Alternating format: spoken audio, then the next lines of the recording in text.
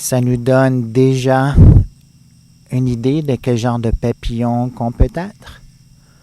On peut être ce papillon-là qui voltige d'une fleur à l'autre sans avoir aucune peur de la mort. Et on peut se promener d'un corps à l'autre sans avoir aucune peur de la mort, mais on peut aussi beaucoup plus.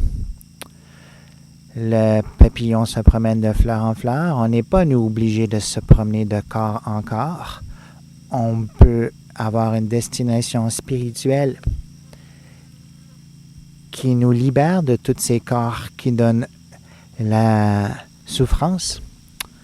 Comme le verset 15 de ce même chapitre-là qui explique que celui qui comprend qu'il y a une nature spirituelle au-delà du corps, qui tolère les misères que le corps donne, en sachant qu'il y a de nature spirituelle, celui-là peut atteindre la libération. Il peut se libérer des corps matériels, se libérer de la réincarnation, d'avoir à retourner dans un corps matériel. Alors souvent, c'est mal compris la réincarnation. On s'imagine qu'il faut croire à l'incarnation pour ne pas avoir peur de mourir. Tout va bien, on va pouvoir prendre un autre corps. Non, c'est pas ça le principe. Le principe, c'est que tant qu'on n'a pas atteint la perfection spirituelle, on doit se réincarner.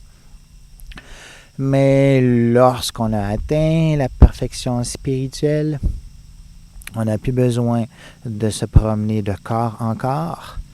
Et comme le papillon qui se promène de fleur en fleur, on peut aller dans le monde spirituel où on va connaître des relations spirituelles, d'amour spirituel de plus en plus grandes.